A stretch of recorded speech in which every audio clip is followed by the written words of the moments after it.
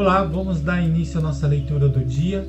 As escrituras do dia hoje são Gênesis, capítulo 50, versículo 1, até o livro de Êxodo, capítulo 2, versículo 10.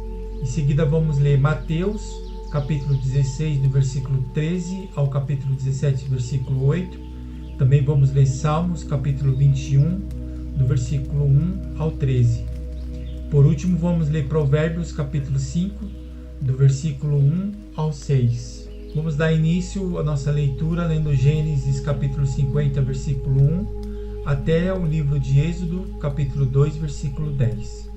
Então José se lançou sobre o rosto de seu pai, chorou sobre ele e o beijou. José ordenou a seus servos, aos que eram médicos, que embalsamassem o corpo de seu pai, e os médicos embalsamaram Israel, gastando nisso 40 dias, pois assim se cumpriu os dias de embalsamamento, e os egípcios ficaram de luto 7 dias. Passados 7 dias de luto, José falou à casa de Faraó: se agora encontrei favor diante de vocês, peço que falem aos ouvidos de Faraó, dizendo: meu pai me fez jurar, declarando: sepultem-me no túmulo que abri para mim na terra de Canaã. Agora quero ir e sepultar meu pai, depois voltarei. Faraó respondeu: vai, sepulte o seu pai como ele fez você jurar. José partiu para sepultar o seu pai.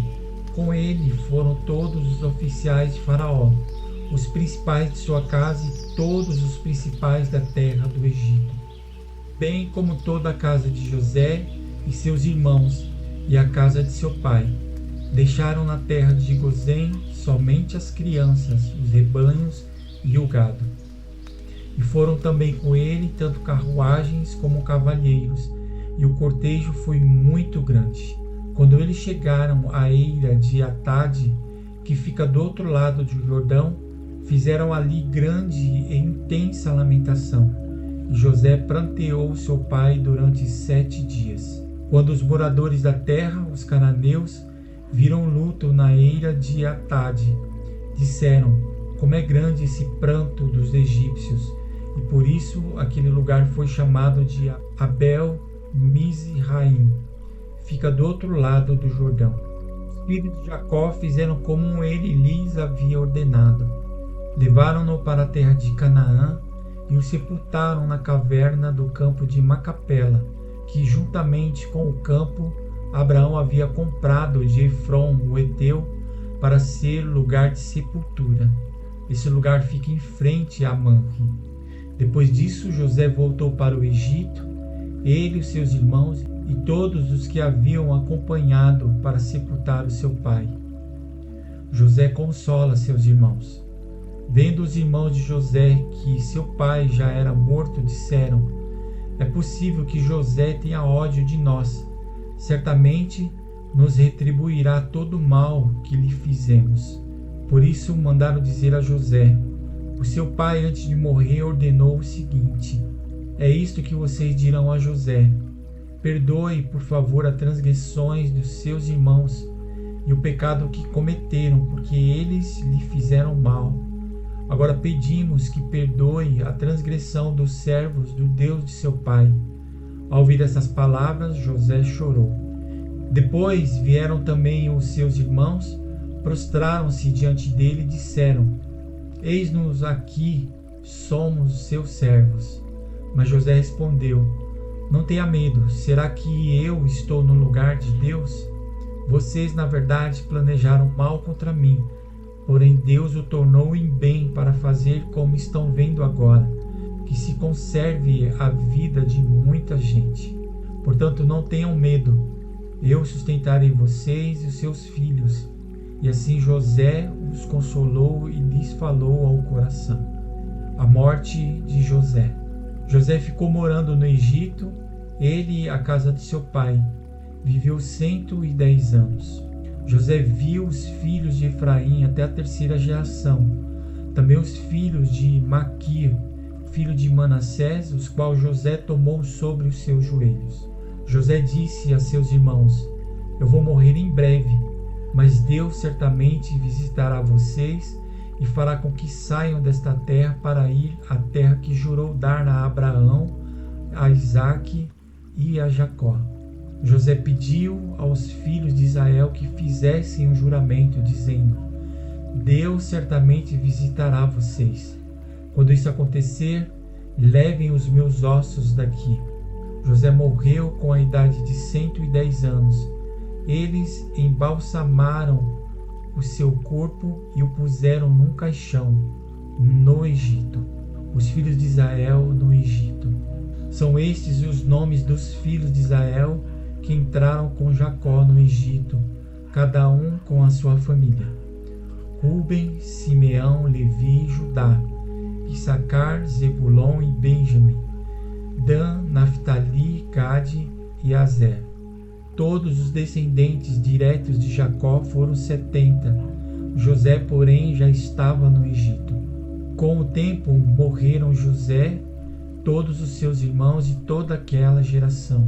Mas os filhos de Israel foram fecundos, aumentaram muito, se multiplicaram e se tornaram extremamente fortes, de maneira que a terra se encheu deles. Nesse meio tempo levantou-se um novo rei sobre o Egito, que não havia conhecido José.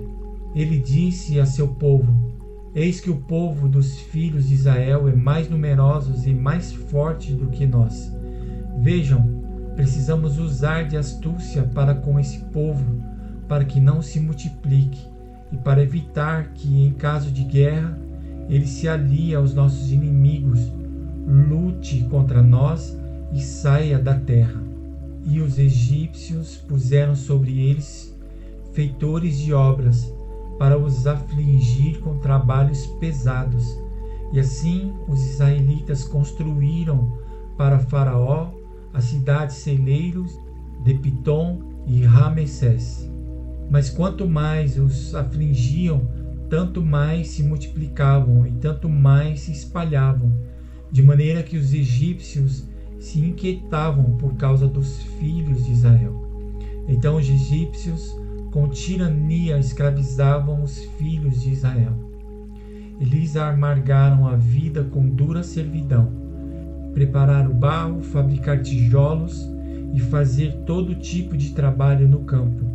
Todo esse serviço lhes era imposto com tirania. As parteiras desobedecem a Faraó.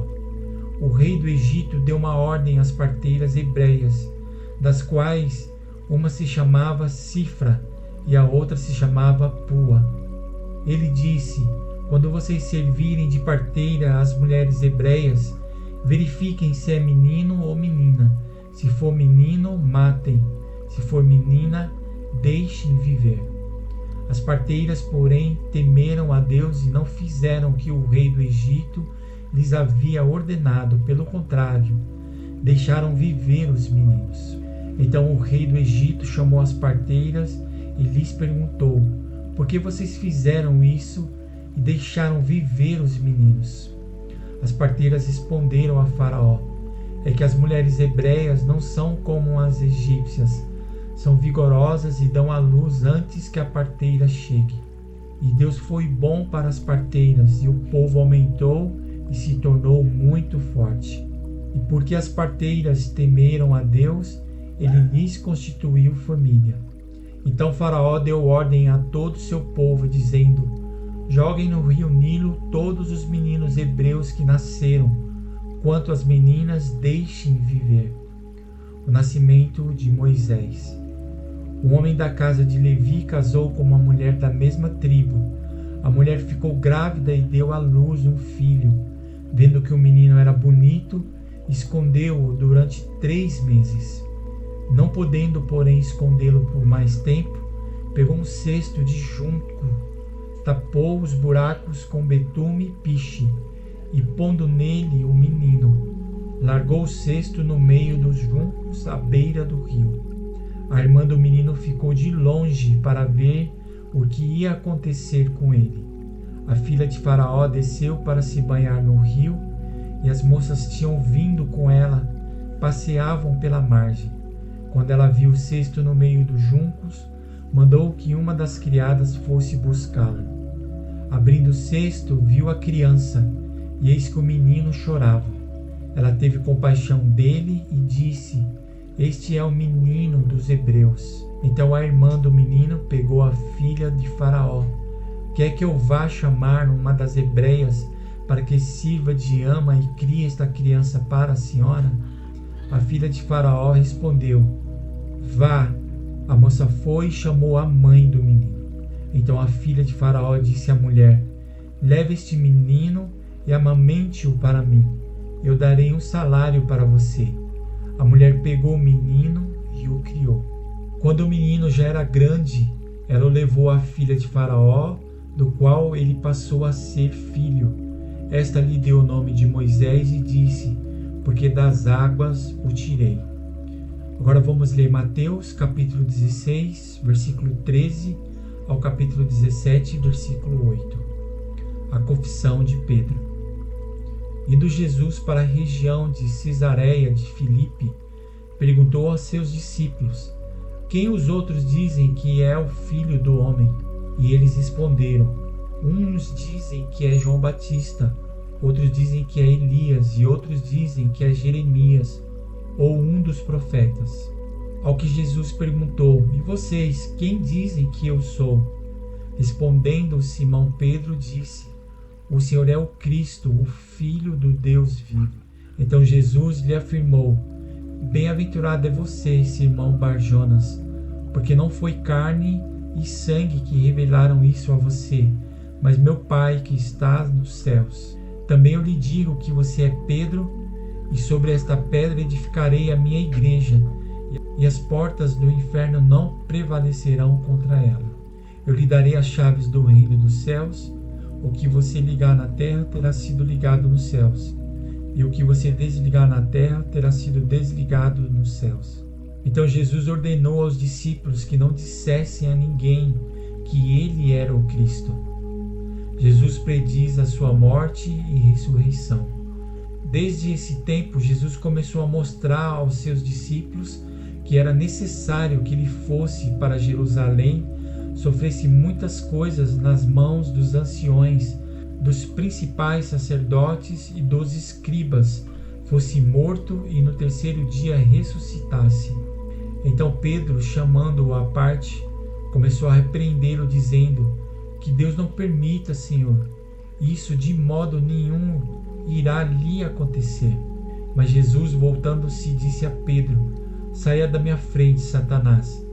Você é para mim uma pedra de tropeço, porque não leva em consideração as coisas de Deus, e sim as dos homens. Tome a sua cruz. Então Jesus disse aos seus discípulos: Se alguém quer vir após mim, negue a si mesmo, tome a sua cruz e siga-me. Pois quem quiser salvar a sua vida, perderá, e quem perde a vida por minha causa, esse a achará. De que adianta uma pessoa ganhar o mundo inteiro e perder a sua alma? Ou que dará uma pessoa em troca de sua alma? Porque o Filho do Homem há de vir na glória de seu Pai, como os seus anjos, e então retribuirá a cada um conforme as suas obras. Em verdade lhes digo que, dos que aqui se encontram, existem alguns que não passarão pela morte, até que vejam o Filho do Homem vir no seu reino. A transfiguração de Jesus. 6 dias depois, Jesus tomou consigo Pedro e os irmãos Tiago e João, e os levou em particular a um alto monte. E Jesus foi transfigurado diante deles.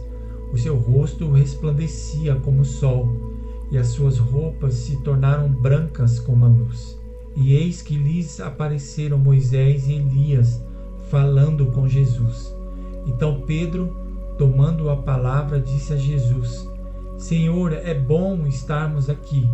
Senhor, bom é estarmos aqui. Se o Senhor quiser, farei aqui 3 tendas, uma para o Senhor, outra para Moisés e outra para Elias. Falava ele ainda, quando uma nuvem luminosa os envolveu.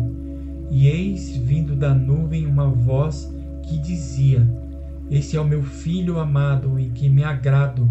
Escutem o que ele diz. Ao ouvir aquela voz, os discípulos caíram de bruços, tomados de grande medo. Jesus aproximou-se e tocou neles, dizendo: Levantem-se e não tenham medo. Então eles, levantando os olhos, não viram mais ninguém a não ser Jesus.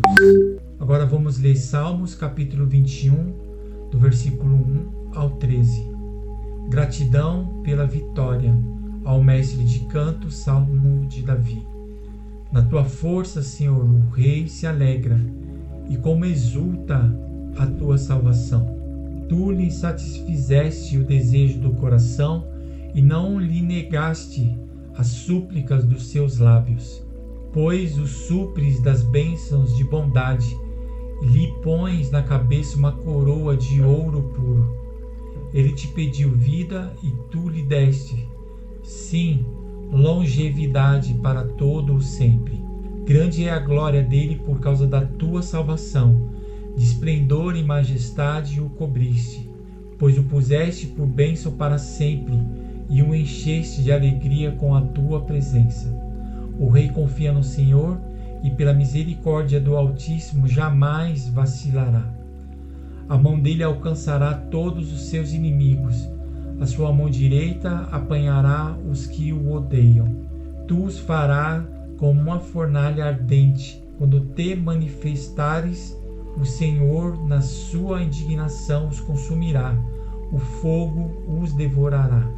Destruirás da terra sua posteridade e a sua descendência, de entre os filhos dos homens. Se contra ti planejarem o mal e armarem ciladas, não obterão êxito, porque tu os porás em fuga e mirarás o rosto deles com o teu arco. Exalta-te, Senhor, na tua força. Nós cantaremos e louvaremos o teu poder. Agora, por último, vamos ler Provérbios capítulo 5, do versículo 1 ao 6. Advertência contra a imoralidade. Meu filho, dê atenção à minha sabedoria, incline os ouvidos à minha inteligência, para que você conserve o discernimento e para que os seus lábios guardem o conhecimento. Porque os lábios da mulher imoral desfilam mel, e as suas palavras são mais suaves do que o azeite. Mas o seu fim é amargo como fel e cortante como uma espada de 2 gumes. Os seus pés descem para a morte, os seus passos conduzem ao inferno. Ela não faz plana a vereda da vida, anda errante nos seus caminhos e não o sabe. E aqui encerramos a leitura do nosso dia. Obrigado mais uma vez por sua participação e amanhã estaremos aqui novamente dando continuidade na leitura da palavra. Que Deus abençoe o seu dia, um grande abraço e até amanhã.